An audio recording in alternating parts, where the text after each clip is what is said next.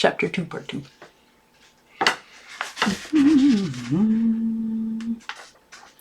Once again, she looked over the broad wall of stone in front of her, and for a quick moment she caught a glimpse of what seemed to be a red head following her arrival from a high window.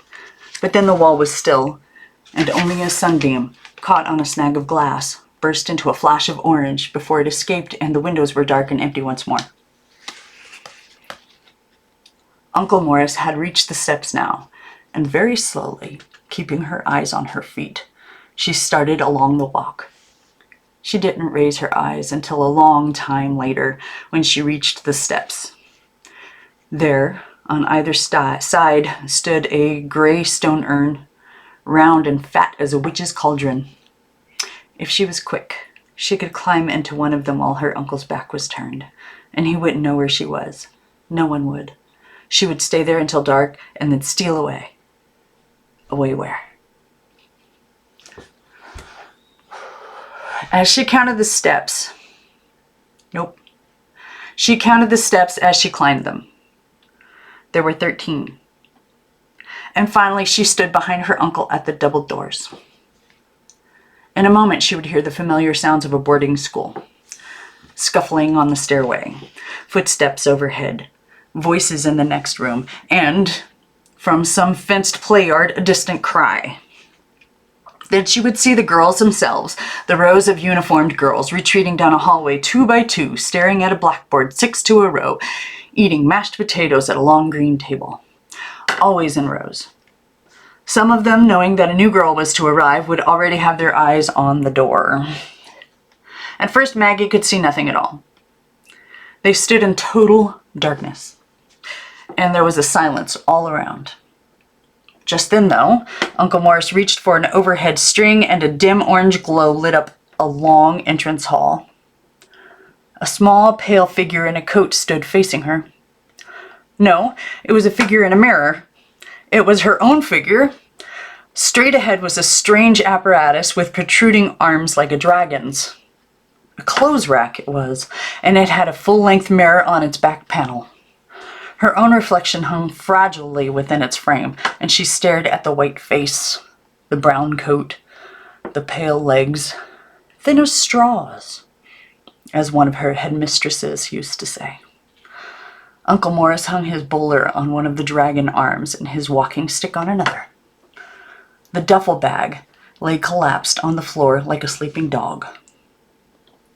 Something stirred at the far end of the hall, and Maggie stepped back. 2 figures, one in brown, the other in green, suddenly emerged. They grasped one another as though each would fall if the other let go, and stopped at a distance from Maggie, holding her in a long, fixed gaze. She had been looked at like that before, always on her first day at a new place and always by the headmistresses.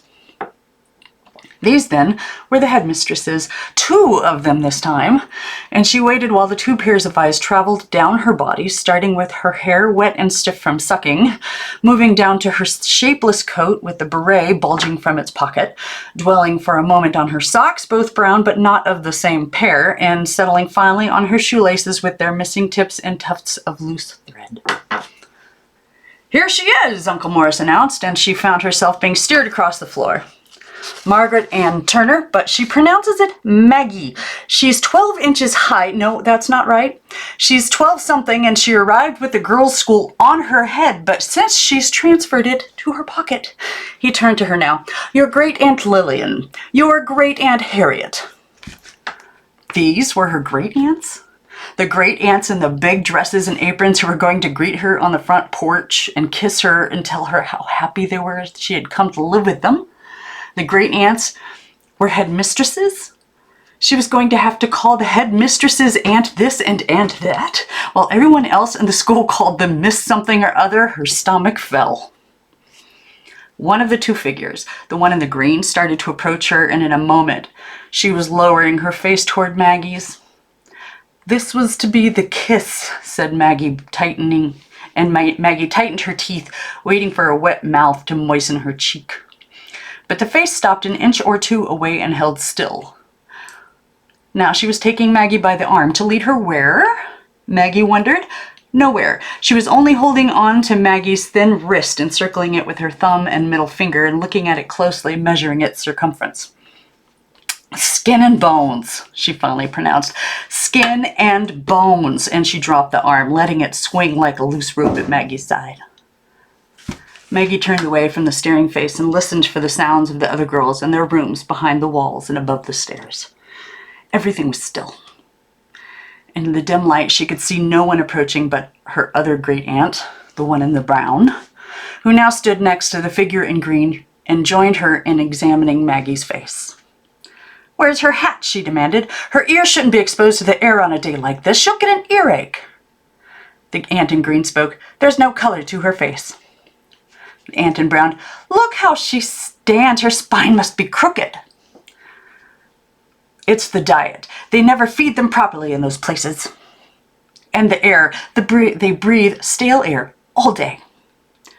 They looked like hand puppets when they spoke, the kind Maggie had once seen on a television screen, with mouths that opened to let words out and then snapped shut, tight as a duck's bill. "Her hair is in strings. It hasn't been washed in months. Look at the color to her knees. Black. She could do with a scrubbing from top to bottom." And with this pronouncement, both mouths shut, and only the heads moved up and down, twice, 3 times, as though they were scrubbing her clean already with their noses. "Tell her lunch will be ready in half an hour," the green one finally said to Uncle Morris. Uncle Morris bent to her ear. "I have something to tell you," he said. "Lunch will be ready in half an hour. Ready for what, though, I cannot say." He turned to the 2 retreating figures.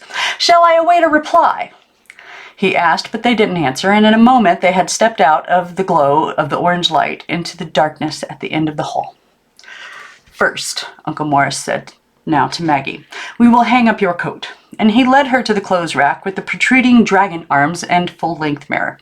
Maggie stood before it and looked at her reflection as she had just been looked at by her 2 aunts, letting her eye run down the hair in wet strings, the thin face, the black knees, the unmatched socks. Cautiously, she took her left wrist in the fingers of her right hand and measured its width. "Skin and bones," she thought. "Would you like to wear your coat while I hang it up?" Uncle Morris broke in. "Or would you prefer to remove it first?" Maggie shifted her glance quickly to the image of his face in the mirror. He was bending down, and his head was situated some 6 inches below the reflection of his bowler on its hook, making him look like a cartoon figure whose hat had just popped off in a moment of surprise.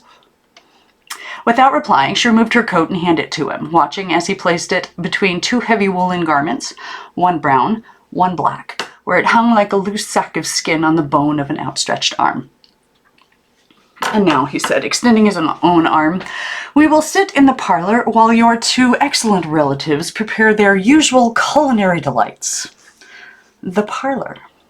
All these places had parlors. The main thing about parlors was that you were never allowed into them, except maybe on the day you arrived, and the next main thing about them was that they were always gray. Gray plush sofas that no one got to sit on, gray plush chairs, gray footstools with gray cushions undented by any foot, gray walls papered with gray feathered prints. The parlor that she gazed into now from its doorway was also gray. The furniture was gray, the walls were gray, and the curtains were holding back the daylight at the windows were gray. "This is the green room," Uncle Morris announced, but his strange jokes confused her and she didn't respond. There was no green in the room at all, not even in the rug, which was unexpectedly patterned with faded red and blue flowers and vines winding in elaborate knots. "It's because of them," Uncle Morris continued, and he pointed in 2 large portraits in identical frames, one of a man, the other of a woman, each wearing the clothing of long ago. There was no green in either picture. There was no color at all, in fact, except for a reddish tinge in the man's hair and a red patterned cloth at the woman's wrist. Everything else was black and white. Severe white faces and clothing so dark Maggie couldn't see its outline against the black background.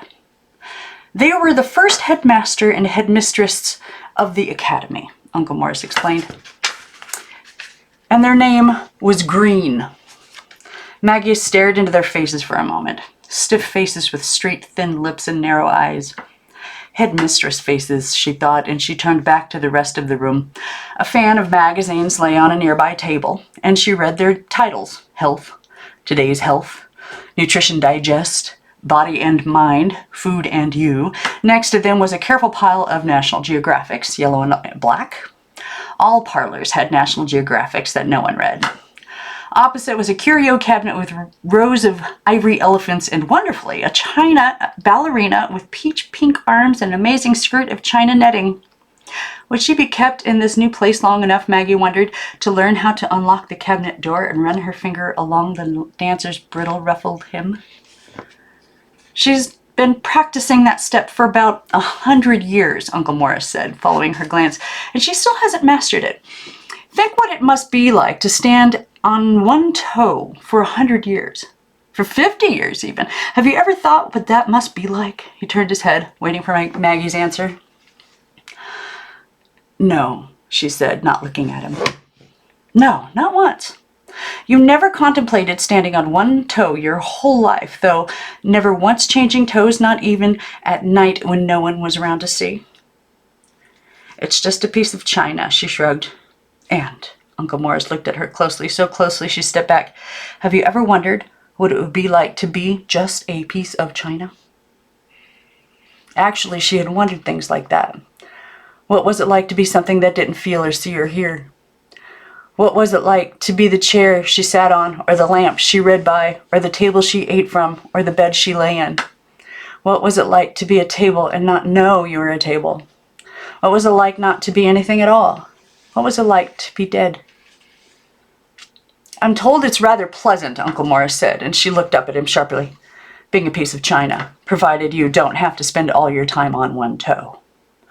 Maggie stared at the rug, tracing the wanderings of a vine from one border to the other, in, out, around, in, out, around, until her eye grew weary and the pattern jumped. Uncle Morris had fallen silent. There was no sound at all from beyond the walls. Where was everybody? She strained her ears. No shuffle of footsteps, no rustle of clothing, no shout, no whisper, no sob even. Nothing.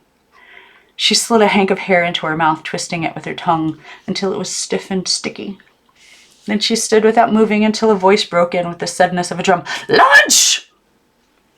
It was one of the headmistresses calling out from down the hall, and Uncle Morris sprang up to offer Maggie his arm. Lunch, he said, his elbow extended, but she kept her hands at her side while he led the way through the long, silent hallway, his arms still raised as though he were reading a watch or carrying a length of a window curtain.